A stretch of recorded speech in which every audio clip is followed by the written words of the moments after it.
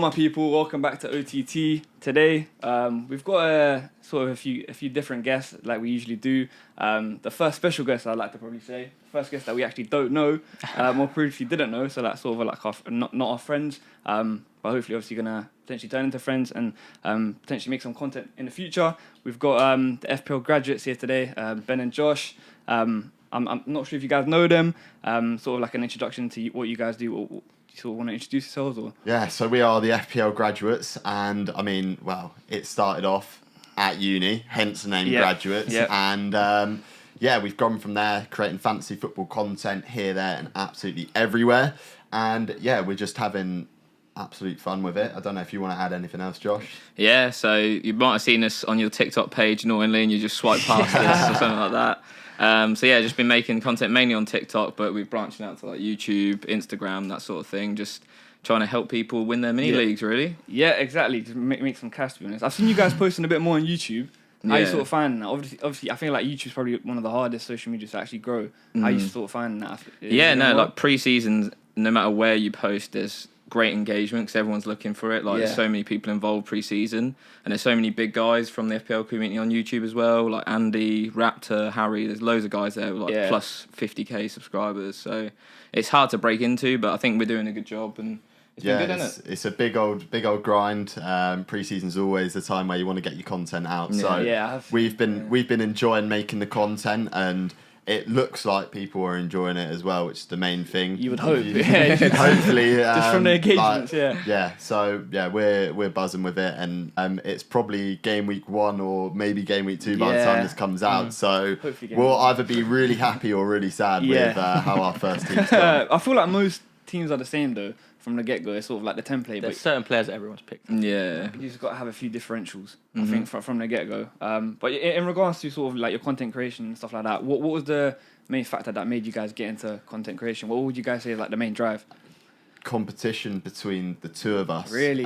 Is the main reason for the content creation. So at uni we had an FPL mini league, and we weren't making any content, and after our sort of first year we were like, oh, hang on, like we can make some content around this. This is quite market, good. So we sort of branched out and just made an account on every social media that we could. And it turns out that the unsaturated markets of like the FPL TikTok was the one that sort of went big first, and we've sort of gone from there, and basically year on year it's just banter between the two of us competing on who can do the best. Who's done better in the past? Yeah, who's better? Ben's beat me every year, but last year. Oh wow! But last year I did finish 1.5k in the world. Did you? Yeah, it was a good year. I've had my 1 year, and then it's going to go straight back down. What happened last year then, mate? Did you perform well? Or did you just perform like? It was serious ropes for most of the season. I want to say, like, I was sort of down in like 400k, I want to say, in the world, and ended up clawing it back and finishing 150k That's not bad. ish. That's not bad. 160k, but like I was a bit disappointed because the previous year I finished like 40k in the world, and I'd absolutely sort of done a comeback of century. I think I was 100 points behind you at one point. I remember about 3-4 game weeks to go. It was game week 37, not last season before, and it was a double game week for Villa and Everton. I captained Danny Ings, he did nothing, and you captained Richarlison, scored like 3 goals. I remember that. That turned the league on its head, basically. To be fair, with Ernst, I feel like he's a bit of a beginner. It's literally my first. But he plays like Dream Team, like the. I was playing a Sun one. I thought that was the legit one. But you played this whole time. That's the one you can actually win money in. Yeah, exactly. But it's sort of different for him. Do you guys have like any tips for like a beginner for FPL? Or? I think the main thing, like, 'cause we run like a Telegram of like people who like put their teams in, we review their teams and stuff like that. The main thing that I see is that people put way too much money on their bench. Like they stack it out. That was the feedback I got this morning. You were showing them my team. I was like, mate, they're not going to be happy with that. It's just like, because a lot of people don't even realise that the bench don't score points unless they obviously get subbed on. So you literally need some absolute dead wood. Like if they play, it's great, but the bench needs to be as cheap as possible. Basically. What are the main patterns you've seen this year in terms of like players and stuff? What people going with? I would say it is basically been Salah or no Salah with every team, and the teams that have Salah, have two like 6.5 million midfielders, so a couple of cheaper ones in there. The teams that don't have stacked midfields, like there's two clear distinctions. I think like you guys are saying initially that everyone has the same team, but for me and for you who've been playing for a few years, we actually see quite a lot of differences compared to the template that is usually in game week. Like usually every year, everyone has the same team to start season because it's safe. But we've seen this year there are a couple of players and a couple of different strategies that you can take to make it quite a bit different this year. Because 3-4 players can be the difference between like being here and then being up at the top. I think also like the pre-season injuries as well, like Jesus and Kunku. Like these guys were like quite template, especially Jesus. Like everyone would land on Jesus to start with. He's 8 million. They've got decent fixtures to start, and then you'd move down to like Nkunku, Nunez, whoever's popping. And with him being injured, it's sort of just throw the cat amongst the pigeons, really. In the works, exactly. Yeah. I feel like one thing they've done well, with this is the pricing. I think that's why it's sort of created a big gap. The pricing they've done with a few of the players is sort of, they've hit the nail on the head with them. So it sort of has to make you, it forces you to sort of go with different players. Yeah, definitely. A big pick at the moment is João Pedro at 5.5.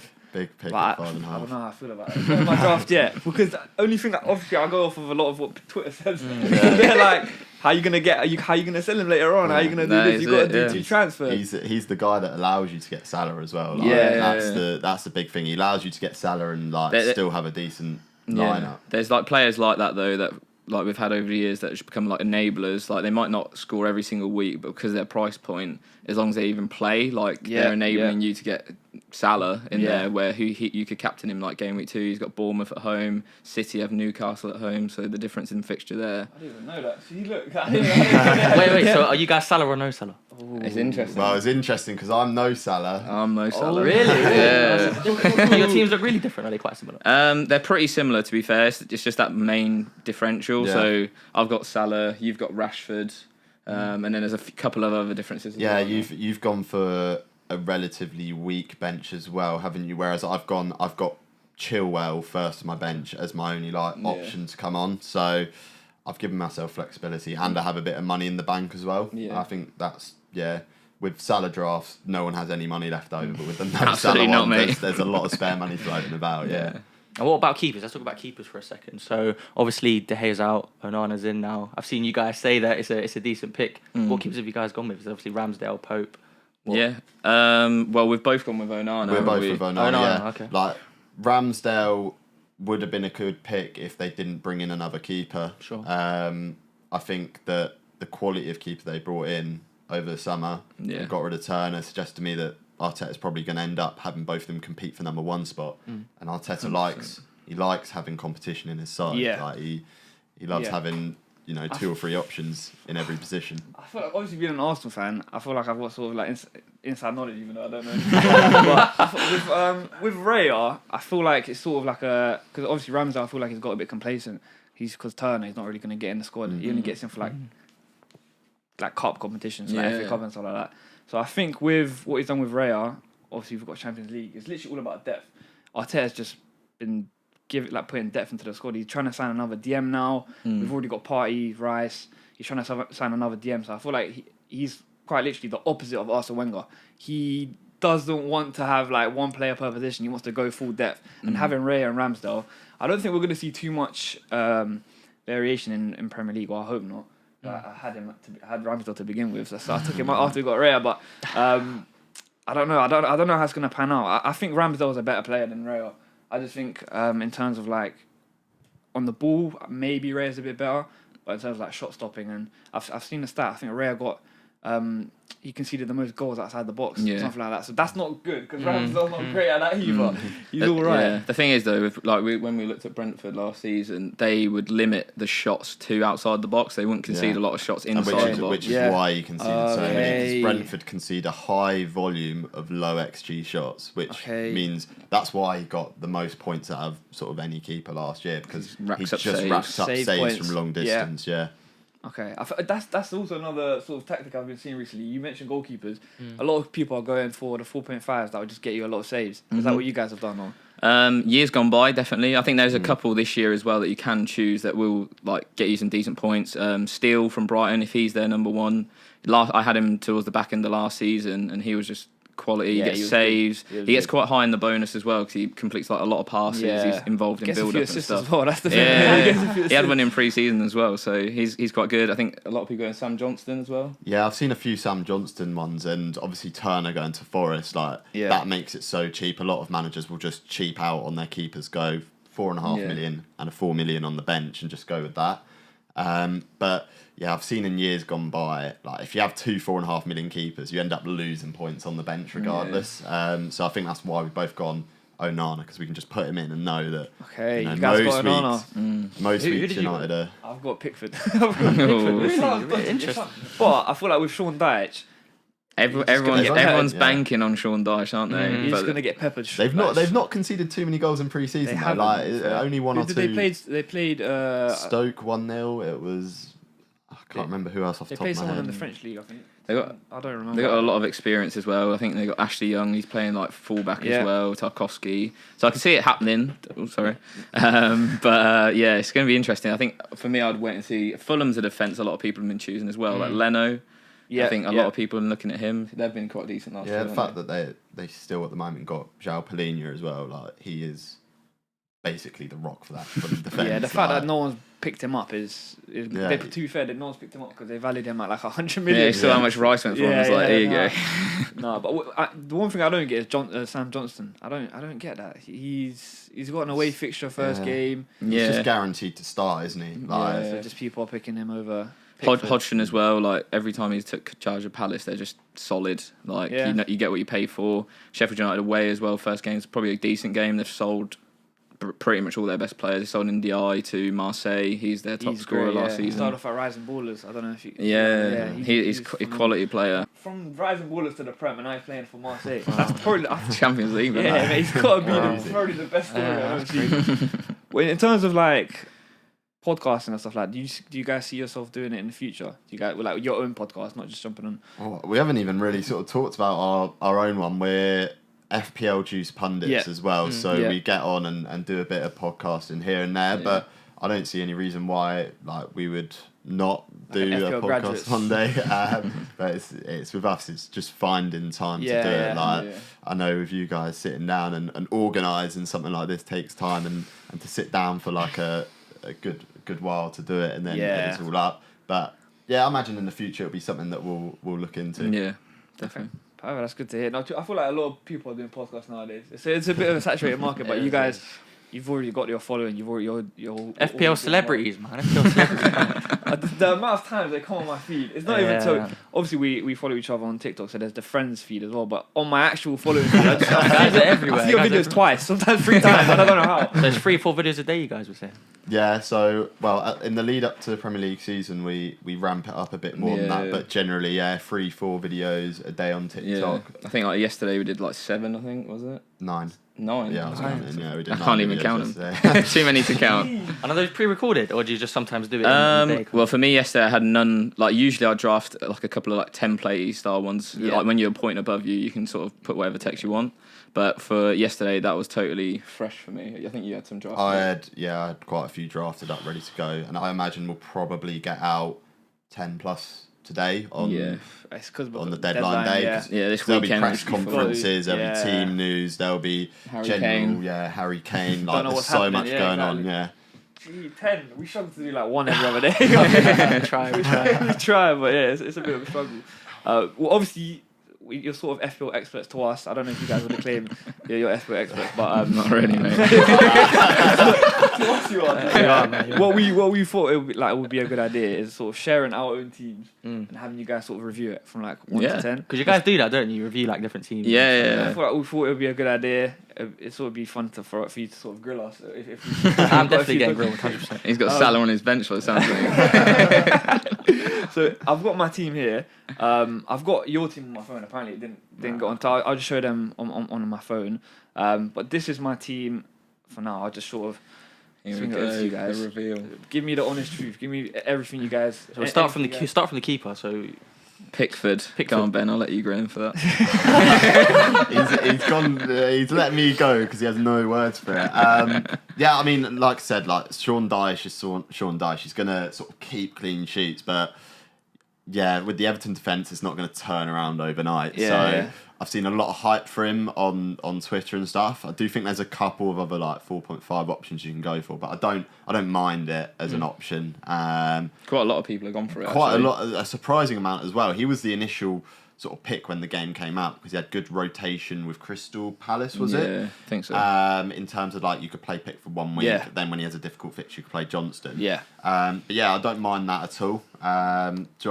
I was going to say, Josh, do you want to talk about the defence? It looks pretty similar to mine, and you had a couple of strong views about John Stones, didn't you? Yeah. So I think he's a great. Really, I think I got Stones as well. So yeah. It's the same back three as you, actually. Exactly the same back three. But yeah, everyone's got a Stupinan. He's like the most owned defender in the game, so he's should be in everyone's team for good reasons, good fixtures, good attacking threat, all that good stuff. Gabriel as well, he's got the most attacking threat out of all those Arsenal defenders. Like so, corners wise, I think there's some stat that they face. I think 3 of the top 5 worst conceding set piece teams, basically. So basically, he's got some good attacking threat in those. And then John Stones. I'm not a fan of the City defence at the minute. Like they will keep clean sheets, and if you can get one that's nailed, it'll be decent. I just think for 5.5 million. You can get Chilwell, for example, who's going to get goals, assists, that type of thing with clean sheets. I just don't see John Stones getting too many goals and assists for that price. Yeah. And I think Man City's defence has declined since like when it was really, really good. So like last season, for example, they kept 14 clean sheets. That's 3 less than United. And I just think... To be fair, that is true. They didn't have the best... They always seem to concede like one goal. They won't concede loads, but they'll concede like the odd goal to some... like Carlton Morris shot. Do you know what I mean? Like you can see it. You can see exactly. Yeah. You can see it happening. I think it's like a meme, right? Edison. That's why the FPL community hates it. Like it hates Edison because he's obviously a safe pick, gets the City defence, but then he always concedes. Yeah. So. You don't rate Edison, do you? You said it on previous episodes. No, I don't think he's... In terms of like shot stopping, he doesn't have that many shots against them, and he still concedes. Obviously, like ball playing and stuff like that, I think he's phenomenal. But shot stopping. But obviously Pep likes him, so you can't really hate Pep, you know what I mean? And then I've got Chill on the bench, which I think is smart. Yeah. Because of the fixtures after game week 3. Come on, I've done my research. And then what about the midfield? What do you guys reckon? Yeah, I mean, again, it seems pretty similar to my midfield. Have you been watching the TikToks? But yeah, like I said, I like the Man United double up. Like, I've gone for the same as well. Rashford should potentially start the season up top. Because Højlund won't be fit to start the season. Neither will Martial, I don't think. Yeah, Bruno Fernandes has been playing a lot more in the 10 over pre-season. Introduction of Mason Mount pushes him on a bit, which is really good. Yeah. Interesting that you got like 2 of the 6.5s. We know that, one of those 6.5 million midfielders is going to come out the blocks absolutely fine. It's going to be between Matoma and Buemo, Eze, Diaby. One of those guys. So the fact you got 2 almost covers that. I did have a Tottenham asset in there until today. I had Maddison in there, but I switched it out to him. Madison's been picked quite a bit. But if Harry Kane, obviously we don't know yet, we're unsure. But if Harry Kane does leave, then I think Maddison. I don't know. I feel like it's a bit of a less worthy asset. I think. Well, it's difficult. You can argue both ways with Spurs because they averaged between 15 and 20 shots a game in pre-season. So Ange Postecoglou's playing them so attacking right now, and even in their last pre-season game or the one against Shakhtar, they played Kulusevski, Kane, Son, and Maddison. Like they played 4 attacking players. So I do think he's got potential. Like their fixtures from game week 3 onwards. Sheffield United game week 3. I think. Yeah, they're pretty decent. So you can always wait around with Maddison and see how they line up because you've got like Richarlison's potential come in there if he's not injured. You've got a few decent players in there. Like Son could end up playing up front as well. And if you've got a Maddison-Son combo, that's potentially going to produce some goals and assists. Especially now, sort of Son's been playing all of last season with an injury. Yeah, he's like recovered now, ready to go this season. I just thought he was played full year injured pretty much.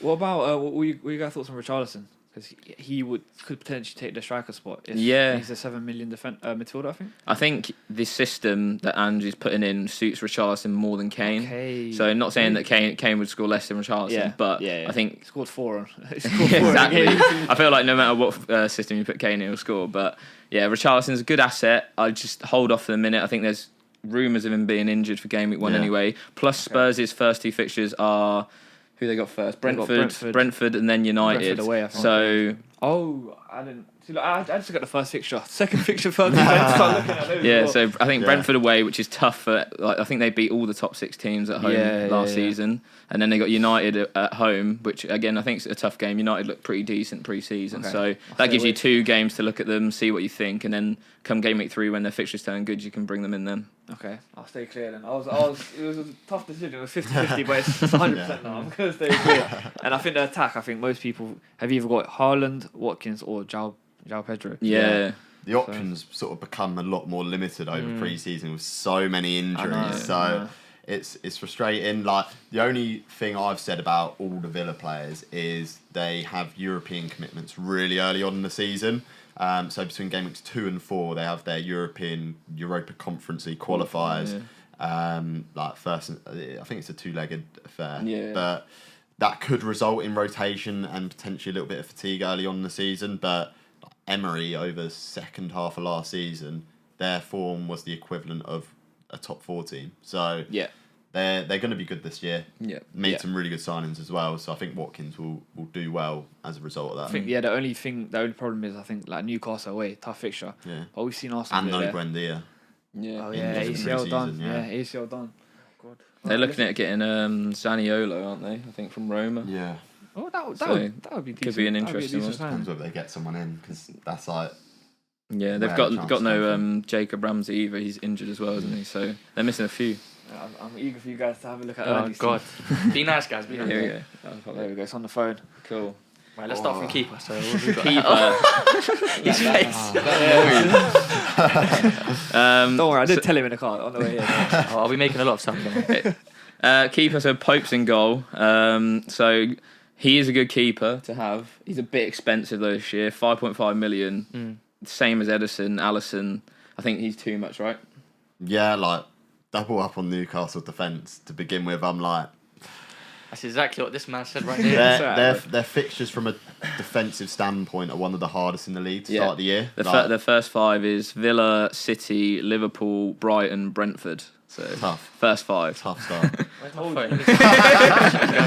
So yeah, that's why I think Botman's like something like 30% owned or something like that. You've got him in your team, which is fair. He's a good pick. Like if they have good fixtures, he's a good pick. On the for later. On the bench. 4.5 million, cheap as chips. But because of those first 5, it's sort of you can just get anyone else for those first 5 because I can't see them personally keeping a clean sheet. I don't think they will, and for 5.5 million, you at least want the guarantee. Well, not the guarantee, but like a good chance of getting some clean sheets. So a 0.5 in and on is a big thing. Like even 0.5 a mil here and there is a big thing. And then the rest of the defence pretty template. Shaw, Estupinan, Stones. We spoke about them already. Obviously, if you go for Onana, it sort of saves you that 0.5 on Shaw as well. So you could get Gabriel or something like that. It's also worth noting. Premier League's new rules means there's a lot more time in the Premier League games, and we saw over the World Cup how many goals there were in added time. Yeah. So 3 at the back seems to be like where everyone's going because you want attacking defenders, or you want to make sure there's going to be like clean sheet wipeouts in 90+7 this year. So got to be prepared for that as well. Yeah. So midfield, Matoma, McAllister, Saka, and Salah.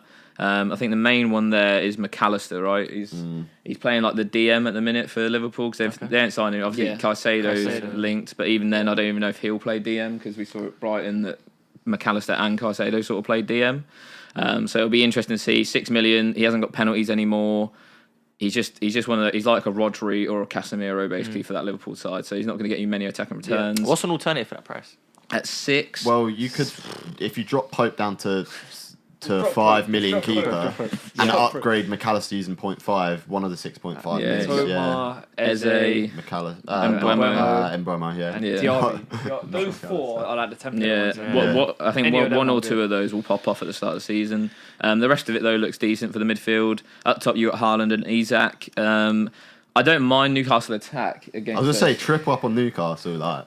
It's fair enough though. Isak's must love it, isn't it? Love the Jordan. Come on. I think the attack is better than the defence, but then again with Isak, it could be a minute's risk. You got Callum Wilson. If Wilson plays, he plays left wing. What you guys have basically said, I said to him. But also, He's like, what are you disputing everything? Yeah. Nah, we'll see. So like Wilson could start up top, and then obviously Ben said Isak can move to the left, but now they've signed Harvey Barnes as well. So Yeah. the minutes there are really like shaky. So I think he's 7.5 Isak. Yeah, 7.5. So yeah, again, personally, I'd just downgrade him to João Pedro for 5.5. You save yourself so much money, and for those first 3 fixtures, we think he should start. Hopefully, Should do, yeah. Fingers crossed. De Zerbi's got a bit like Pep, rotates all the time, but hopefully he'll be good. And then one more thing, your bench, you've got Ramsdale as well. You don't need two That playing is the keepers most like expensive keeper combination I think I've seen this year. Sorry, guys. I've let you guys down. I'm sorry. So yeah, like I think Turner's the best bet. He's 4 million, just signed for Forest. Should be their starting keeper. So he's decent. And then do you want to do the rest? Yeah, like you've got Bell in there who's like going to start for Luton, and Ciso. I had him for a while, but he's been for the last 2 pre-season matches for Brighton, he's been dropped on the bench, and he's only played like half an hour, so I don't think he's going to start those first sort of couple of games of the season.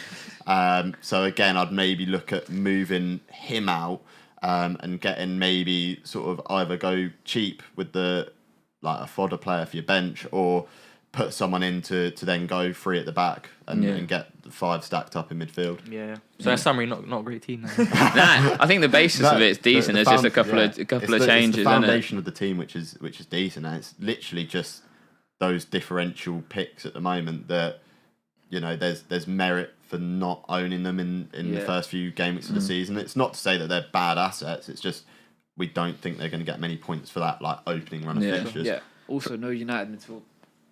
Interesting, man. What were you guys rating it out of 10 then?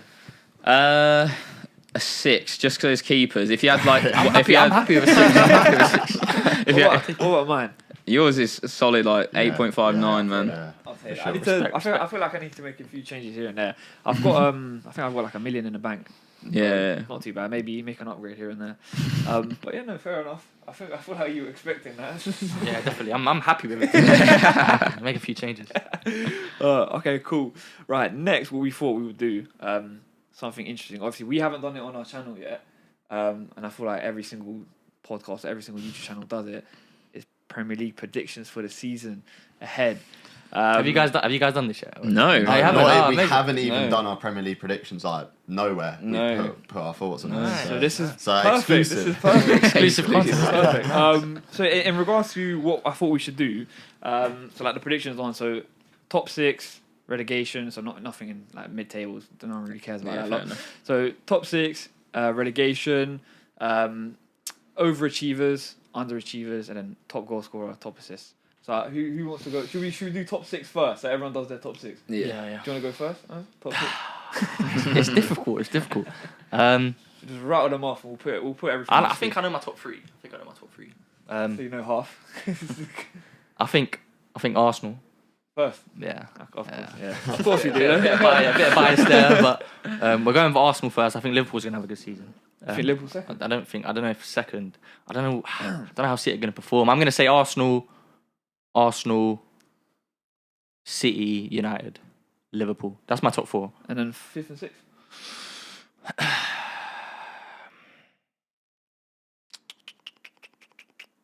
Chelsea, Newcastle, Tottenham, Aston Villa. Some teams in there. Brighton. There is, no, man, it's there tough. Chelsea maybe 5th. I don't know about 6th. 6th is a difficult one. Newcastle. Yeah. Maybe. Let me come back to 6th. I know enough already. Like I've done every single season. I do like a prediction. It's never really good. I think I put Arsenal outside the first season. I put Arsenal outside the top 4. We come second. Like the first season, I was thinking shite. Never happens. But for me, I feel Arsenal. I've never put them. I don't think I put them first in like the last 5, 6, 7 seasons. But I think for the first time, I'm actually very confident in Arsenal. So I'm gonna go Arsenal first, City second, United third, Liverpool fourth, Chelsea fifth, and then Newcastle sixth. I think with Newcastle, because of the Champions League, I think they're gonna drop off a bit.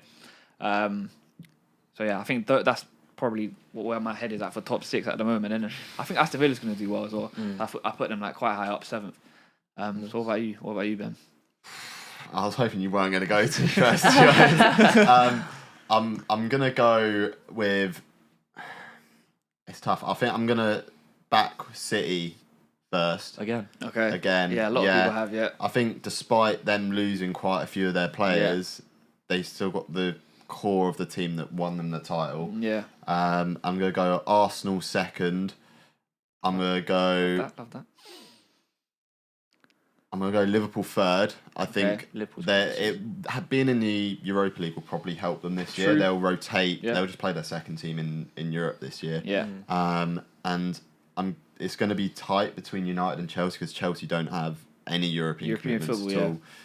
But I'm gonna go with Chelsea fourth, just to rattle Josh because he's a United fan. Are you United? Yeah. Oh. and United. I don't know. I don't think I agree with that. I think with Nkunku out, they've for like 3 months. I think they're gonna get hit They're massively. playing Carney Chukwuemeka as the 10 game week 1. So. Well, I did say it was to rattle you. Yeah, true. We'll come back to this next It's week. worked. So and then 6th. Spurs, Newcastle 7th. Okay. Fair enough. To be fair, Tottenham don't really have anything either, so they've just got to focus on the Prem. I think the loss of Kane will be quite big, but they'll play some entertaining football this year. Like, I think they'll just go out and try and attack teams. But I think the quality of the top 8 this year is ridiculous. So it's really, I think regardless, it's going to be really difficult to predict because you could see Chelsea sign one player before the transfer window ends that fixes all of their Nkunku problems, and they could then sort of go on a charge whilst everyone else is sort of playing Champions League and stuff. Yeah. So I do see a possibility that Chelsea do well this year because Poch is a good manager. But yeah, like that 4th spot is going to be the most difficult thing to predict because there's so many decent teams this year. It could be just like a random team. Like last year, no one expected Newcastle. Could be just someone random just come through. Yeah. So mine, I'm gonna go with Arsenal top. I think they've just recruited so well, like this summer. Like they've bought players they needed. I think it's weird because City, I think, are a bit panicking right now. Like seeing like Lucas Paqueta for like 100 million or whatever. I did see that. And I'm just thinking like if they'd done their business earlier in the window, you can get someone of his ability for a lot cheaper. So I think they're a bit panicky at the minute. So I go Arsenal are top. I'm going to go United second, and I think City will go third. I think this is probably the year where they have a little fall off, just because they've lost some key players. Obviously, I know you said they've kept the core, but I think if they're an injury away from really, really having a terrible season, like if Haaland was to get injured for a couple of months, I just don't see where they can fill the void in terms of goals. Jack Grealish doesn't get a lot of goals. De Bruyne in the last couple of seasons lacking goals.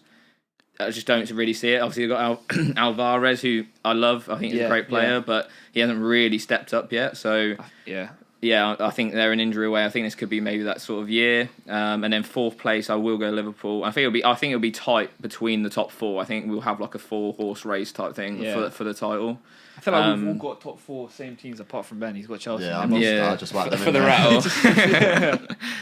So I think it'll be really tight in the top 4, and then I think for the like Europa League, I really feel like Europa League going to have a big impact on those smaller teams like Brighton, Villa. I know they have a good team, but they don't really have the depth. Similar to West Ham. Exactly. Conference League, they were like 16th, but they won a European competition. And we all thought like 2 years ago, West Ham's team was like really good. Bowen, Ben Rama, these types of players. So I think for me, 5th will be Chelsea. I think I just don't see where the goals come from in their team at the minute. I know they've got Jackson, but again, he's unproven. He's had 1 season at Villarreal, so just goals, creativity, all that sort of stuff. It's lacking at the minute. And I think 6th place, I'll probably go Brighton. I think De Zerbi will push on again. I don't think Spurs will get there. I think if they lose Kane, it's a no chance. Then I think they'll finish 10th, 9th, something like that. I just don't see again where like they've recruited decently, but their defense is awful. Yeah. And okay, they'll score loads of goals, but they'll concede just as many, if not more. So I think it'll be interesting to see where they end up. That is crazy. You got a Spurs defender in your FPL team as well. Yeah, because they're scoring loads of goals, mate. Who you got? Who you got in your? Destiny Aduji, the left back. Okay, he's a good shout. So differential. no Newcastle in the top 6. No, I think they'll be 7th. I think just outside. Dude, I feel like they've recruited well though. Newcastle. I think they've spent a lot of money on players that they could have got cheaper as well. Like Tonali, for example, good, but forced his way out. They've improved the starting 11, but it's the depth, isn't it? Like every year, it's. I think they're just getting ripped off a little bit on the market. Like Livramento, 35 million. Yeah, okay, he's exciting, but he's just come off like an ACL injury. We've seen how that affects players. To be fair, I haven't heard about him in a while, so.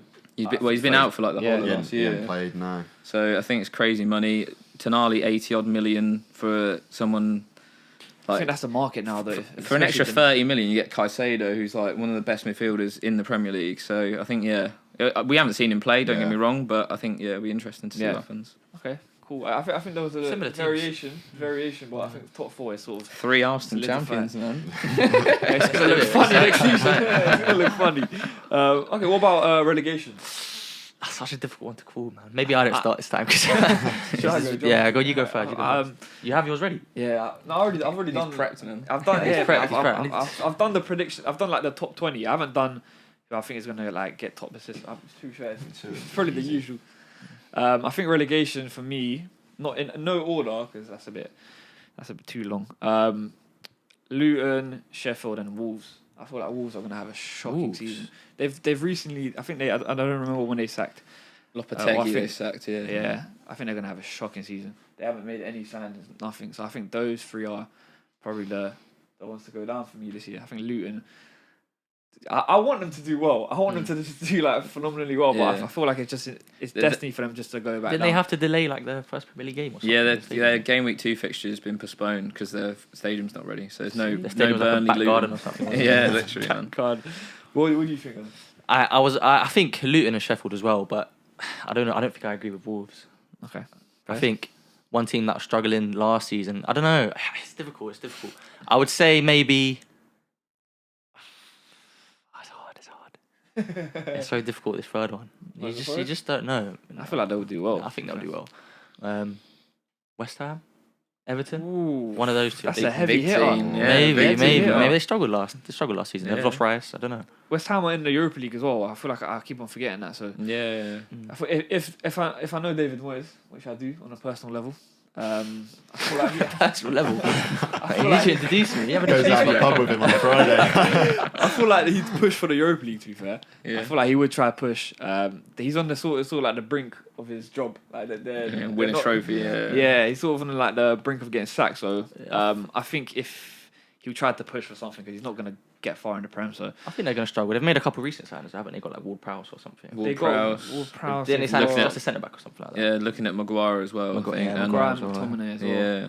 Yeah, I don't know if they're spending the money well, but I feel like Maguire's for 30 million. That's not a bad sign. No, I think he'll do well in that team because the reason he didn't succeed at United because we're playing a high line and he's slow. Like he'll play a low block. Yeah, exactly. He'll just be defending crosses and everything, and he'll do a good job. Come on, man. So I agree with the Wolves and Sheffield United shouts actually. Like Wolves have lost key players in key positions and haven't reinvested in their team at all. And the same can be said for Sheffield United. Lost key players when going up. You just don't want that. In terms of the third slot, there's something in my head that tells me Luton's going to stay up this year. Fair. And I don't think, I think the reason is going to be their home form. I think they're going to shut out Hard teams. to They're boss. going to be hard to Yeah. play at home. So it's who to go for. It's and it's the same so situation as you. Like, I'm going to say, whoever I say, it's going to rattle a fan base. It's a guessing game. He's gonna put United down there. I'm gonna say Everton, just based I was on a split lot of the between them. financial constraints that they've had, a lot of the restrictions they have with their transfers. They've only been able to get in really frees and loans and what have you. Danjuma. So I'm gonna say Everton. I think they are again, like last year, they're one DCL injury away from like being in trouble again and not having any goals. So I'll go Everton for my third relegation. Okay, Nice. fair enough. Luton to stay up, not bad. I feel like with Sheffield as well, they've lost their best player.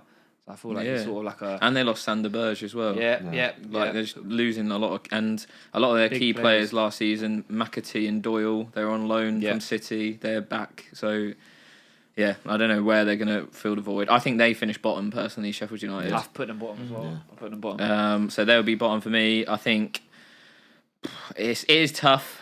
I am going to say Luton are going down, but I think they're recruiting well for the Championship next year. Like they've got players that will get them promoted again, and then they'll be able to go again the year after. I think.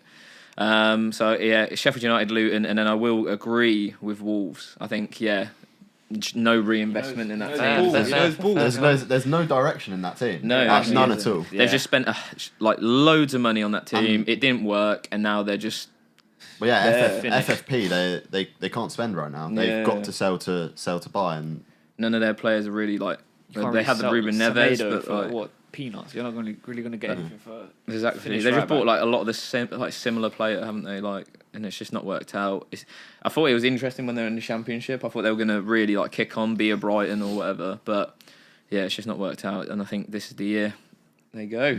Fair enough. I feel like with the relegation battle, it's going to be as fast as it was last year. Oh, We didn't know 100%, until yeah. like the end. It's going to be the exact. Honestly, it's a guessing There's game. so Yeah. many like onwards. Like I think from 11th upwards, Mm. any team below like the 11th or 12th Yeah. place could just go down. I think Forest might be in there quite a lot as well. Like I know that they have some really good players, but They've it's struggled in pre-season. yeah, They and have like struggled. defensively, I just don't think it's quite there. Like I think they lack consistency there. Whereas up top they've got 4 or 5 options that you can't play all the time. So I think they just need to reinvest in that defense a bit. They had Navas as well. He's obviously gone. Not as good But as they got Turner as their number Yeah. 1 at the minute, and like I haven't really seen Yeah, much he's of him. okay. He does what he was. he's all right. unproven as a number 1 in the Premier Exactly. League, but he has that international experience, Yeah, which I yeah, think yeah. Forest are looking for in a keeper. He does so, play well for America. Yeah. Yeah.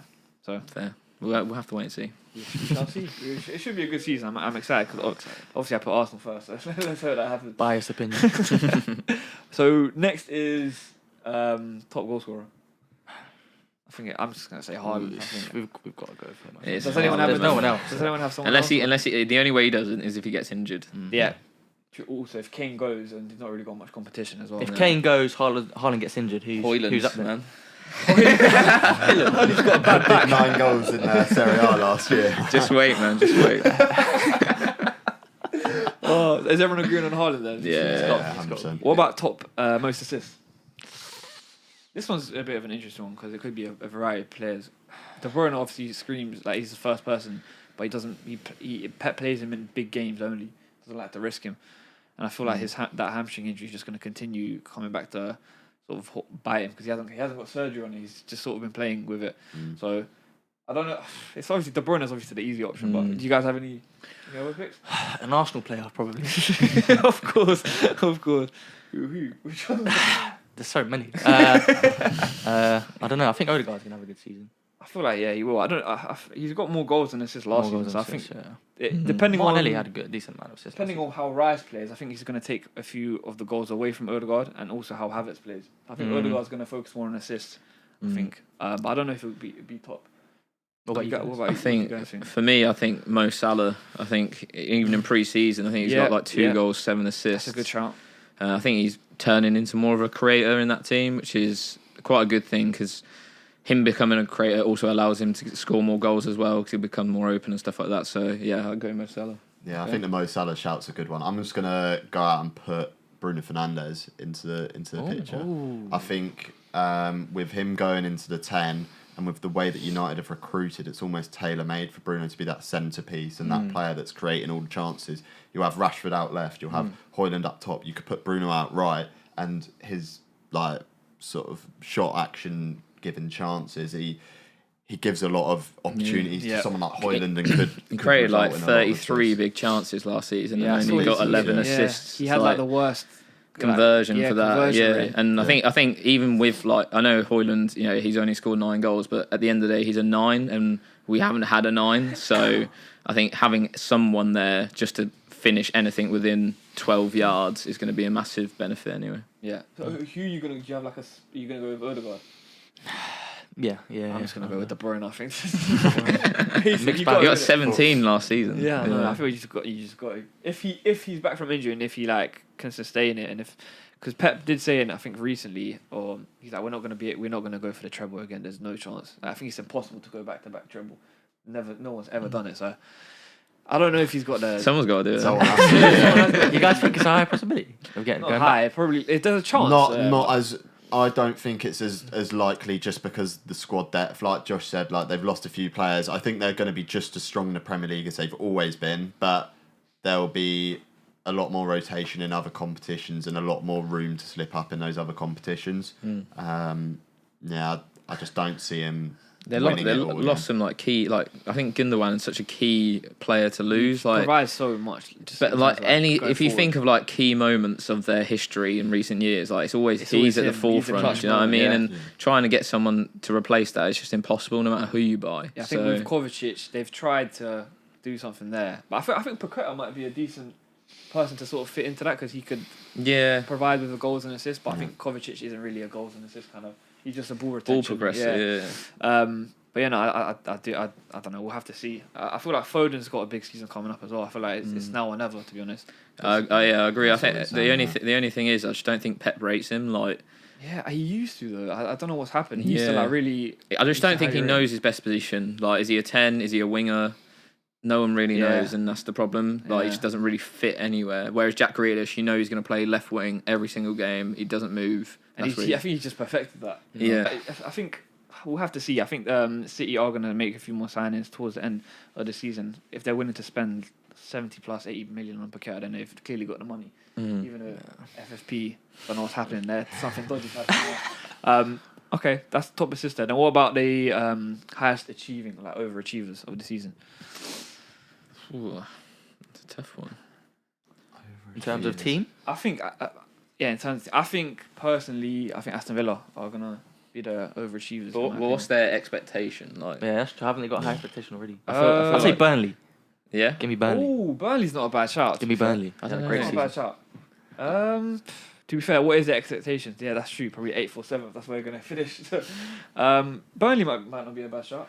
I reckon Burnley have a good season. They've got a good way of playing, but that was in the Championship. They're not going to play like that in the Prem. They're going to have to change it up completely. Yeah, I'm gonna say Brentford just because they're without Tony, and I think people will realise that although Tony's really important to them, that their team in general is a very good team, and that they still will win games without him. To be fair, they did beat City last game of the season, and Tony wasn't there. So I don't know. You have to come back to me on this one. I think, yeah. Overachievers is difficult because I just think everyone's just going to finish where they belong.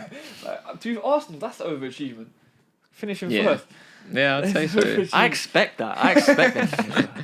There's a lot of competition there. We're confident, yeah, we are. Spending 105 million, you've got to be confident. The players we brought on, we have to. Yeah, we've bought Timber. He's looking good in pre-season as well. He's probably looked as like probably our best player.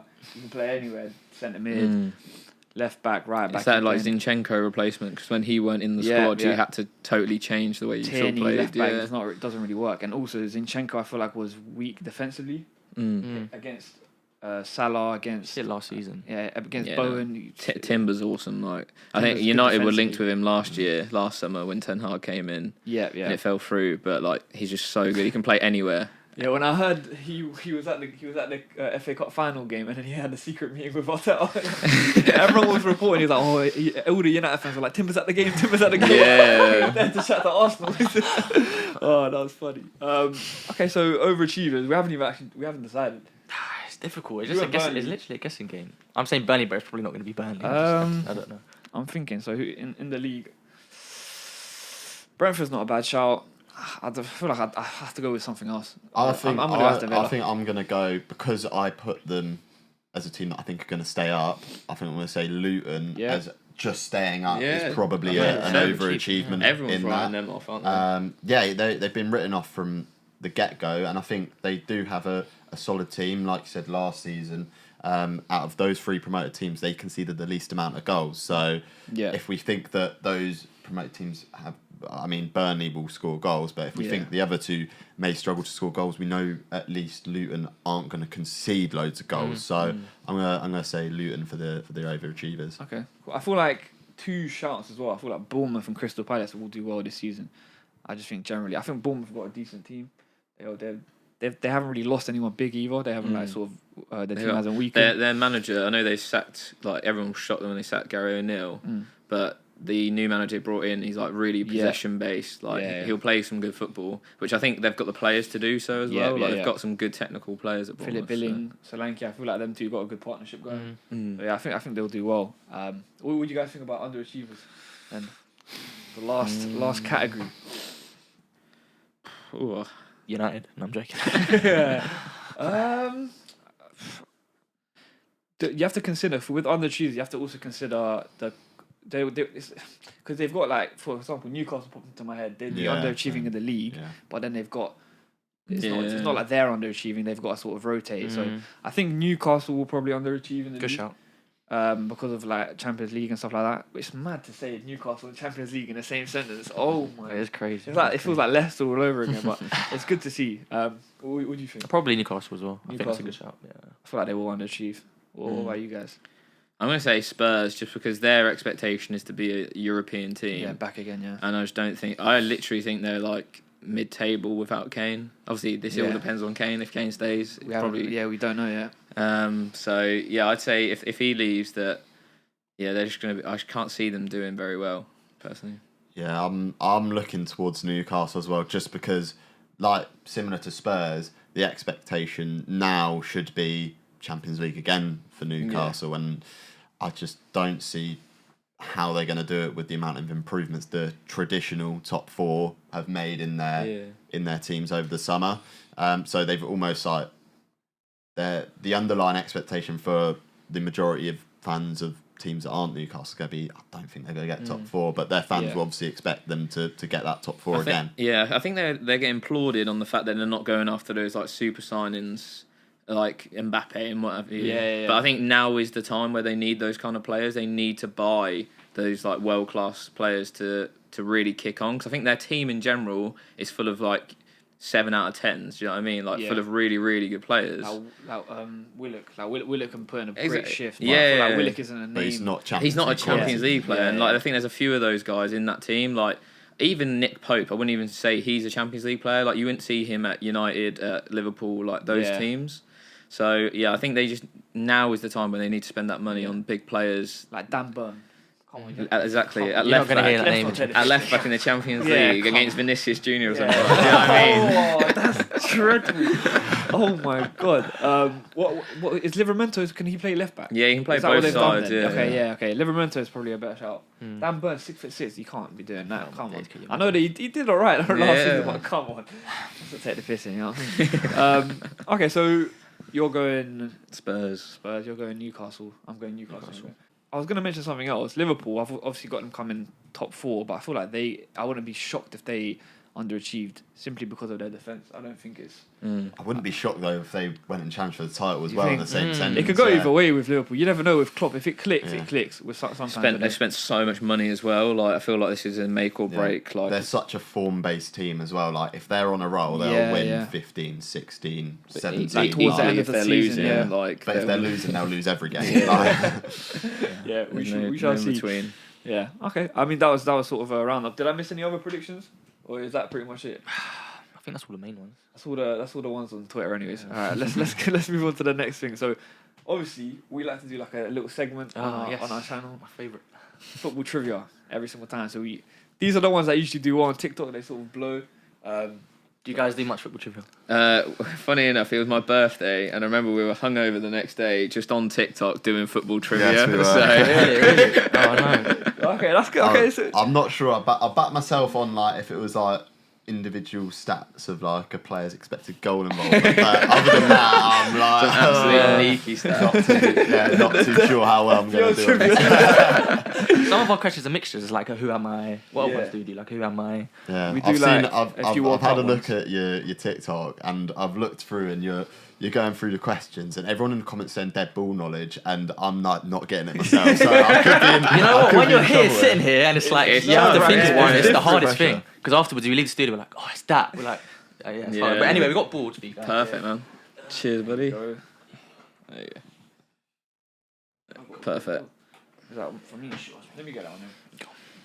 No cheating, mate. It's getting serious. Quick time. I think I've got 3, so it starts off easy. Where is it? That's worrying because if I don't get the first one. Got 3 questions, so starts off quite easy, but it does get harder. Worried. Oh god. So it's a mixture between sort of a date, a who am I as well, and another who am I. So first question, start off easy. What year was the Premier League founded? Well, straight away, Ben knows this one. You said easy, man. I feel like I feel like that. Yeah. I should know this. This is such a guess. I should know this. Are you serious? Yeah. I should know this, but Damn. I want Ben to go first. Mate, it happened before I was born, therefore I don't need to know Yeah, it. true. Yeah, exactly. Yeah. Right, go on, you go first. 1992. 92. No, sure, man. 92, Yes, I like it. come on. Oh, Love that's that. such He a was close, rocky he was start. He said this was easy. That is a huge panic from Josh. You should know that. I think. Mate, I was trying to, you know, those like in the intro to like those Premier League highlights, and then it comes round. Yeah, like that's what I'm thinking about. Thinking of the play. Right, question number 2. It's a who am I? So my move to Man United was the highest transfer fee paid for a teenager at the time. I was named Premier League Player of the Month in my first month in England. Who am I? Oh, handwriting's a bit dead. Oh, Same, trying to. I think I should have made this harder. They had pen to the board straight away. I don't know if you. Well, I'm not 100% sure don't know that if I'm it was right. Neither am I. Oh, we've got a United fan here, so We do. if you get this Yeah. wrong, Let's start the Should I United go fan. first? Yeah. Rooney. Oh no, I think I've got it wrong. Right. Yeah, I've gone Martial. I've got Martial as well. I think I've got it wrong. It's Martial. Is it? The United fan got it wrong. But to be fair, Rooney did break the record as well, the transfer record. Yeah, but Martial He did, did it he up. did, yeah. Like, I didn't even think of Rooney. I I don't didn't know think about of you. Rooney. I- See, I'm back in 1992, man. I thought Ronaldo and I don't know Martial. how you. And this one, if you know it, you probably know it. So I had 2 spells on loan at Sunderland. I'm the second most decorated Northern Irish footballer with 10 major trophies. Wait, say that again. Sorry. So 2 loan spells at Sunderland, and it's the second most decorated Northern Irish footballer with 10 No, major what am I trophies. doing? Wait, is he Northern Irish? 2 loan spells. I don't know. did you say? 2 loan spells at Sunderland. All I know is best. Um, I'm gonna just go outside the box. I don't know. Wait, is he Northern? oh, it's one. It's very. What I've realised, it's very hard to distinguish between an Irish and a Northern Irish Yeah. player. And that's like nothing against like Irish, Northern Irish. I'm just not very well educated. Retarded. Not very well educated on that. Right, Oh. I'm ready, and Wait, are you- I definitely think this is wrong. I think this is wrong as I've well. gone back into the history books Oh, Right, let's start over. It's a tough it's question. either 3 people because that's all I know. I think I've gone Johnny Evans. I went McGeady. again. He's Irish. Irish. Oh, I've gone Niall Quinn. It's Johnny Evans. It's Johnny Evans. Oh, Three out- that's- three out of I five. didn't know he went Hey, twice on that's loan to cool. Sunderland. apologies to Ireland and Northern Ireland for that one. I was right in John O'Shea to begin with. I'm actually shocked I got that. Were you? Yeah. That's actually quality from. I was thinking nice. Chris Brunt or Johnny Evans I don't or think I George got He Best. But definitely that's seen the answers. no, don't do that. Don't do that. Everyone's gonna violate me now. Okay, is that it for the question? That's yeah? it. I only had a few today. Okay, cool. Cool, man. I was- Zero out of 3. I feel good. Oh, maybe Done next well time. there. 2 of them were It's not- United-based questions as well. So. At least we're running the quiz tonight and not actually participating. Oh, alright, you guys got a quiz tonight. Yeah, so we're At doing Fest.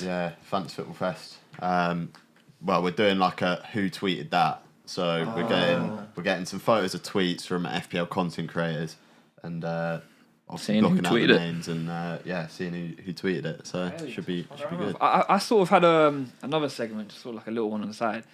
I haven't actually properly organised it. I think I'm just gonna go off the top of the The dome. dome, yeah. But it's going to be like football thoughts, so controversial football thoughts. So it's going to be like whiteboards again, everyone with their whiteboard, and it was gonna sort of be like, who do you guys think is the most underrated player in world football right now, or stuff like that? Just random player, and then you've got to give an answer for it. Why you think The most underrated player. right now in world football? It's tough. I know it's tough, but World football as well. I feel like these are the sort of clips that do well because people just violate. What? How can you think this guy's underrated? I've got my answer. But I can pick anyone though. Like it doesn't matter. Like yeah, anyone. I've got a personal favorite. Just look at me. Yeah, Who do you rate? I've got a personal favorite that I think is like becoming really underrated, mainly because of Twitter.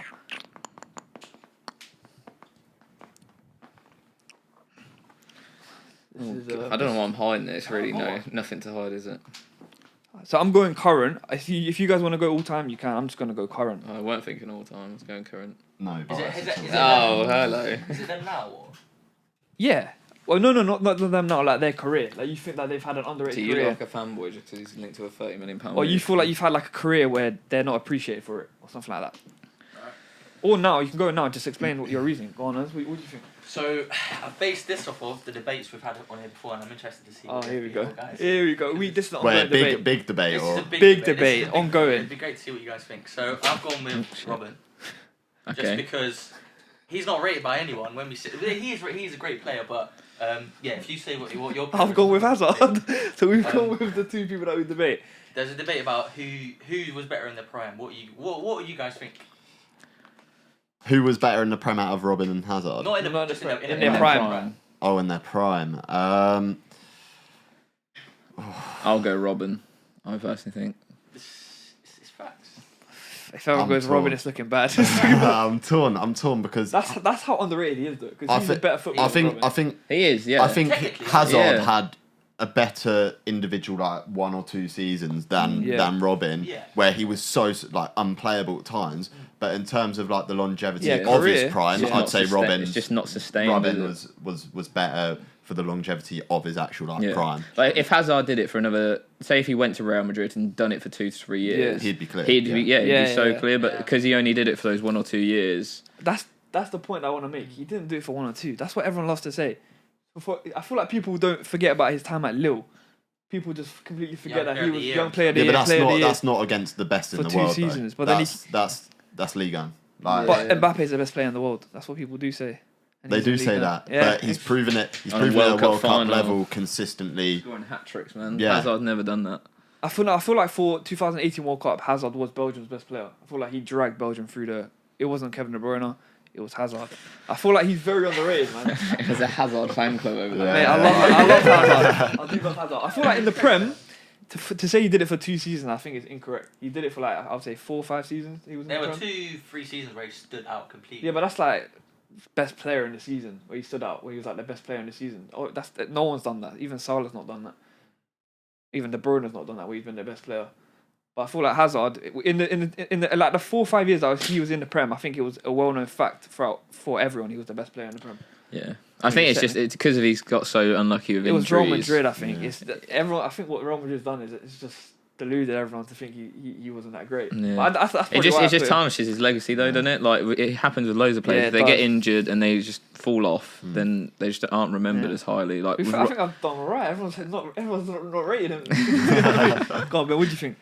So my most underrated player, and he's a current player, Michael Elise. Ooh, that's a shout. He's injured right now. He's injured right Yeah, now. he would be in but my team. I'll be honest. Genuinely, in the next 2 to 3 seasons, in with a Ballon d'Or shout, in my opinion. Whoa! He's got that Ballon clause, Ballon d'Or clause. The Genuinely, Martial yeah. clause. All right. Side note: Ben is a long-serving Reading fan, unfortunately, and Michael Elise used to play for Reading. Okay. So it's a bit okay. biased. I see that. Only a slight bias, but like in terms of his technical ability, dead ball situations, and getting past players, he He is has good, that yeah. whole package He will for get a top a 6 Premier move, League player, and he got that move to Crystal Palace. Yeah. And it took a while to get into a team, but once he got into that team and broke into that team, one of the best Stayed. players on the team, and to the point where he's injured to start the season, and Palace still ended up letting go of like a Wilfried Zaha. And him and Eberechi Eze in the same team when Elise's back in September, October time. Yeah. When he's back in the team, that Palace team's going to be scary to play against. And I think that's I mean, the at main least he's reason- been linked to yeah. Chelsea, to Yeah. City, and he'll be a key component in any Premier League squad. I do believe that. I think the only team he wouldn't get in is Arsenal because Saka's better than him. But other than that, I'll give it to him. To be fair, boy. there's a few. I feel like if he wouldn't get into Liverpool's team, I feel like he would be a good successor to Salah. I feel like, but I don't know if he fits their system too well. I feel like Salah. And I think the only thing that really stops him, because he will be really good. Yeah. It's just these injuries. He's just like quite injury prone. Yeah, he's picked up a couple quite early doors, but like I said, if he keeps injury free, there's nothing to say he won't be sort of Champions League quality. In that under 21 Euros, he was just on fire, weren't he? And then when he got injured, that's France team just sort of fell off. He carried that France team through that Euros. No, he's a great player. What do you think then, Josh? I'm on the Bruno train, man. Oh, so you come at me saying I've got bias, and you pick a United player. I'm openly biased. That's the difference. That's not a bad shout. I just think, like, understandably so, he gets a lot of hate. He does. I don't really like which because, like, as a rival fan, I can understand why, because he dives, especially around COVID times, he's getting all those penalties. Like, it's frustrating. I can understand that, but like, what he is just a really, really good player. Creates loads of chances. Like, he's on the same level as De Bruyne, in my opinion. Like, in terms of his chance creation, like, he creates so many chances. It's just that De Bruyne has had players that can actually finish, and he's had Weghorst and Martial and players like that. You know what I mean? Like, who just haven't such a funny name. who haven't lived up to the hype. So I think this season, if Højlund can hit the target within 8 yards, we might see more goals and especially more assists for him, because I think he can just do anything and he can play anywhere and he's always available. He's never injured. He's just top class professional. So underrated. That's not a bad shot. I feel like who had the worst shot was probably me, innit? My one, let me just clarify, it's not right now, right? We know he's fucking shit. It's career-wise. Got one leg. Yeah, career-wise. And then also, we've obviously done underrated. Do you want to do overrated? Yeah. I feel like that's very controversial as well. I think most overrated player you think right now. Overrated? I think I've got one straight away. If it's going to be controversial as well. He's going to put Bruno down, isn't he? I'm trying to think like other leagues, because obviously Prem is what I watch. Yeah, I watch Prem. To say other leagues is it's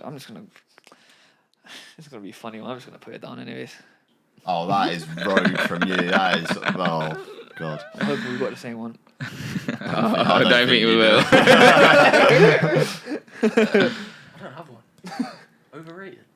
Someone you think, that guy's like, when every single time you watch him play, he gets the praise, but you just think, he's not that good. Really? Why is an Arsenal player coming to my head for? I'm thinking like footballer wise, like. You're thinking Arsenal players? That's not good, is it? No, it's not. Let me think of that. Let me actually hone in on it. Liverpool. I don't really think there's anyone ever rated in that team. I think Van Dijk could be a shout, but he's not really rated anymore. He's fallen That's off. what I mean. Players thinking of, they're not rated anymore. Liverpool fans really rate him still, though. Really? Like, I think he's overrated. I think people he was a great centre back like for those couple of seasons, but like they put him in like the talks of like Terry and Vidic, That's Ferdinand, true. those guys, Like that. and those guys did it for like a decade. Do you know what I mean? Like consistently, didn't get injured. Fair play, the injury that he got was not really his fault, but like since he's come back, he's just not been the same centre back that he was. Yeah, that's not a bad shout. I don't think this player is the most overrated, but I just think he's overrated. And he's the first person that came to my head. Same. Go on, Naz. I'm really struggling to pick one out, but That's surprising. what do you mean? That's surprising. That's right. You're just going down United's squad list, mate. That's what I'm not gonna lie. I've seen a few United in my head. I'm thinking of a few United players. I'm thinking, I've got another one actually. United defender. Oh, It's an Arsenal player. I don't want to put an Arsenal. no, it's fine. I've got an Arsenal player.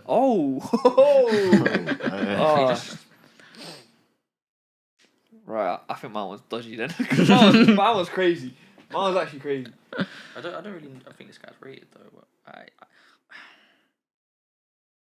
You gotta go with your gut, man. I'm gonna have to change mine. Mine was actually. What the hell are you putting? Change that right now. No, I'm going with this. You're going with that? Yeah. No way. Yeah. The Mbappe debate then probably. Is that what you're gonna say? Yeah. Neymar. No. Neymar, I've rated Neymar. I think he's underrated. I think I should have put that for my answer. I just wish he never went to PSG. Yeah, same. I wish his ego wasn't as big as it is. Come on. I'm thinking. Do I just go to Raul you? Yeah. I've seen your answer. I don't agree with that. You don't? Nah. That's what Based off of I was last gonna go. I was thinking that as well. Yeah, that's a Okay. great shout. Who is it? Varane. Oh, interesting. Both of them. I think Varane's probably a better shot. I think he's so overrated. I don't think he's great. He's not great on the ball either. I don't know. I just don't. I think you need a right centre back like ASAP. Kim Min Jae would have been perfect. That would have been beautiful. Go on. Do you want to go first? I'm gonna go first. Oh, who wants to go first? I'll go first because Go on, I'm gonna get the most hate. Go on, So, big decks. Really? Yeah. Right. Can I say? I'll explain myself and then you can have a go at me. I do think he's a good player. Don't get me wrong. It's for the price tag, I'm guessing. It's not even that. I just think what he does, so many other players can do. And like obviously, the price tag's inflated and stuff like that. But there was a lot of hype around him anyway. And I think we'll see this season that he, in a big team, in a first-class team like Arsenal, he'll just become part of the numbers rather than that star player, like an Odegaard or Saka. He won't be like that. I think he'll just be, he'll tick it along. Like, in fairness, I think Partey is probably just as good as a defensive midfielder as he is. And we saw it, like, for example, at the Euros with England. Calvin Phillips outplayed him in that team. So I disagree with that. So, that's my thoughts. But I think he's a quality player, don't get me wrong. Yeah. So. I think it's fair enough. You can hear him out because obviously the price tag is outrageous. I wouldn't have paid over 100 mil. I would have paid. What would you have paid 80 for him? max, maybe. 80. Yeah, I think he's quality. I think in the market that we've got at the moment, he's the best DM out there. Apart from like Rodri, I think he's the best option that was sort of on the market. I think he's better than Caicedo. I don't think there's anyone that progresses the ball as well from that position in the league as Declan Rice. He's a better, Just gonna have to say I disagree with you, Josh, if you're overrated on. He does a bit of everything in that team, and he can play DM, but that's not his best position. His best position is getting the ball and just running at teams and running games. Like, it doesn't necessarily mean that sort of, and I get what you mean about the in a tournament sort of format, because there is a high element of risk with playing that sort of way. But I think over a league season in the Premier League, we'll see how much it affects West Ham this season. Yeah. And I think we'll see with Arsenal's, they're a transitional team in the fact that they get from back to front so quickly. Yeah. So Declan Rice will be at the forefront of that. And I think in terms of what Arteta wants to do with that team, it should be levels above what Partey can do. Yeah, I just think, like you said, with that transition, I just don't think he'll use Rice like that to start with. I think he will eventually realise that he'll use him like that. But I think we'll see, like, even in pre-season, I watched Arsenal United. I think he was operating as wants. like a third centre-back almost, which I think is just such a waste. No, I don't think he'll be using him as. I think he was operating him as a third centre back because Partey wasn't playing. I think Partey will be the deep one, midfielder because he can play in tight spaces, and I think Declan Rice will be the sort of progressor with the ball. He can also, his passing's underrated. His passing is so underrated. He can do any type of pass. He can do low driven. He can do it in the air. He can do fizzes. Yeah. He can do like cross the pitch pass. He can do anything. Yeah. And I feel like his recovery as well, I feel like it's very underrated. We saw in the Community Shield, within like 3-4 yards, he got the ball off Bernardo Silva. And I think that's what we were missing with Xhaka. Xhaka was great at interceptions and stuff like that, but you have to be there in the right place to intercept. Yeah, he ain't got with the Rice, mobility. he doesn't need to be there. He can just come back and his mobility, his athleticism's Xhaka second wasn't. to none. Rice has got good athleticism, and I think that's what Arteta wants to do. Cool. But right. what do you think? What do you think, Ben? What's yours? My one is Lisandro Martinez. I agree. And the reason that I've gone for him as overrated is because Manchester United fans genuinely, in my head, believe that he is the greatest centre-back to have ever lived. True. And the amount of comps that I've seen on Twitter and TikTok and everything about, he's the butcher, he'll take anyone on. But he does have a little bit small man syndrome, a little bit. Fair enough. And he also isn't one of the, like, he's up there in terms of centre backs, but he's nowhere near like world class quality in a centre back. Like, we've seen players turn up to Old Trafford and absolutely school him. And I think he's still got quite a lot to learn as a centre back. He's not the finished article yet, and I think United fans just need to calm down about how good he actually is. I think when you've watched Harry Maguire for like 5 seasons straight, it's sort of like levels above. Fair enough. I do agree with, like, especially against like the best, like we saw it Mo Salah at Anfield, like he tore him apart a bit. So I think there is definitely room for improvement, but I think he's a good centre back, and he'd get into like a lot of teams. I think he'd get into Pep's side with where Gvardiol if he didn't sign him there. I think he'd go there. Yeah, he would be a good sort of left back option. Yeah, he's like the perfect kind of player for that. 'Cause he's quick, like he's good on the ball. He was Arteta's first option, and then we went with Zinchenko. So you can see he's obviously a good player. But I think Twitter is mainly the overrated. Yeah, that's what happens though, isn't it? Yeah, you got like compilations. And I must say, like when he got injured against Sevilla in the Europa League last season, like you fell apart. Yeah, like he's so integral. Like there's a few of the players like that in United's team, like Casemiro, him, Bruno, Rashford. Those 4 guys. If one of those are missing, you can really tell. Yeah. And I think that goes to show how good they are. But I do agree to some extent with Twitter's just a bad place for opinion in it. So. It's shocking. Right, do you want to go or try to go? Leave yours to last. I think it was more interesting. I'm gonna keep mine brief. Party. Just because of it's a personal hatred of mine. You think Kane is overrated as well? Let's not talk about that. Yeah. Party. Just because the mistakes he was making last season, I think he caused the beginning of downfall. Was it against like West Ham or something? Yeah, West Ham. It was like Declan Rice that stole it off him. Was it Rice? It was Rice. Just things like that which have made me. He's a great player. I'm not saying he's a bad player, but a personal hatred of mine. I think like fatigue played a big impact in that. He's injury prone, so maybe that could be an aspect. And then there was no sort of rotation for him, was there? Like brought Jorginho in, but he's just nowhere near the same player. So I think overrated isn't the right word. I just think unreliable, maybe. Yeah. Be unreliable, but I think whenever whenever he's on the pitch, we play our best football. He's a great player. It's just at times just don't like him. It's a personal thing. So. Fair enough. Okay, I've got one main one, and I've got like a little one on the side. Can just go with one. To limit the hate. I've gone Haaland. Haaland. Should I stop recording now? I've gone Haaland mainly because people like to compare him to Mbappe, and I just think that's disgraceful comparison, because him and Mbappe are just light years away. I think Haaland's probably closer to Vinicius Jr. and I put Vinicius Jr. I think Vinicius Jr. is a better player than Haaland anyways. I think Ballon d'Or shots as well. Crazy, because he didn't do anything. He scored 5 goals in one Champions League game, and he didn't score any like memorable goal in Champions League running. I don't remember him scoring one crucial goal. It was more Gundogan, Stones, stuff like that. Didn't score in the final, didn't score in the semis, from what I remember. Bernardo Silva, wasn't it? Yeah, exactly. He scored in the quarters, but that was someone just dropped down. Who was? Or was that the semis? Can't remember. Someone just like got shot like by a sniper or something. He just had an easy goal to score. But I feel like he can get locked down as well quite easily. We locked him down in the Community Shield. No XG from him whatsoever. I feel like teams are starting to acknowledge how to sort of lock him down, and I feel like with Mbappe, he's been in the game for a bit longer. He's obviously won a World Cup and stuff like that, and I feel like with Mbappe, you can't really have a game plan against him. So it's just a personal preference, I think, in terms of like football. I take a look at footballers and how they like dribbling wise and how they with the on ball. the ball they're miles apart. Yeah, and I think with Haaland, obviously he broke the record and stuff like that. Which is obviously phenomenal, but it's just the quality of goals he scored. I just can't rate it. It's just tapping. And for me, I think it's personal preference. Obviously, people can rate Haaland. They're saying Ballon d'Or shouts and stuff like that, which is fair enough if you look at the accolades. But I think the best player in the world, I don't think he was the best. I'll be honest. What do you guys think, Mbappe or Haaland?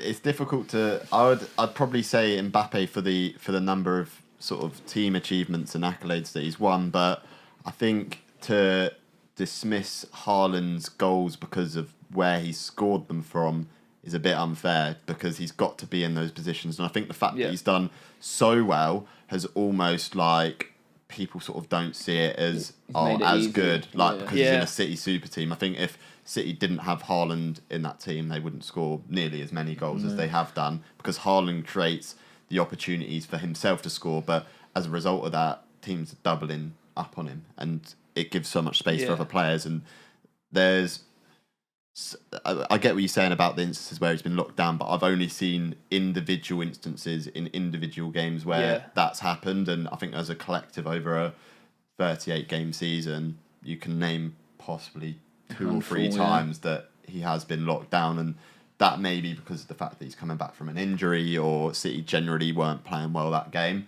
But yeah, I think Haaland deserves all the accolades he gets because to score that many goals in a season, I think the season's going to be interesting because if he gets less than 30 goals, it's going to be like an underachievement. I think it'll still be. I think it'll still be a decent. If you got 30, if you touch 30 goals back to back, I think. He set the bar so high that. Personally, I think like Kane's better than him, just like at everything. Finishing, coming in, like passing, movement. I think I don't know about movement. I think his technical ability on the ball is definitely not to scratch with a lot of players, but it's his off the ball movement and how he gets into those positions that you don't really see. Like obviously off the ball is that what sets him above like so many players because there's no one else. I wouldn't want anyone else in the world up front in my team. Like he is going to be in the right place at the right time all the time. Yeah. He can run in behind. He's fast. He'll push people off the ball. He's good in the air. Like there's not really a weakness other than maybe he doesn't pick the ball up and dribble past players. Yeah. But even then, we've seen him like drive at defences and take shots from out the box and score and stuff like that. So. I think it's just personal preference. I think. But, you're part of the Hazard club, so you'll be Mbappe all day, man. You know what I mean? And I've got Varane on the side as well because I just don't think he's that good. Just slaying United centre backs now. Yeah, I just don't think he's that good. But yeah, I think that's pretty much it. In regards to the session, we've probably got a minute left. So, time to wrap up. It went well. Obviously, it was sort of like a special episode. Good to get the boys on from FPL Graduates. Thanks for having us on. Love to have you guys on again. Hopefully, in like the near future, maybe do like a draft. It's sort of something we do. So do like a draft. So we each pick like different players on like a topic. Maybe like current Premier League draft, and we all go around and pick players in the current Premier League. Always good fun. Who gets the best team. But yeah, that's pretty much it. That's a wrap. In terms of the episode, like, subscribe, the stuff, and let us know if you guys want to see more.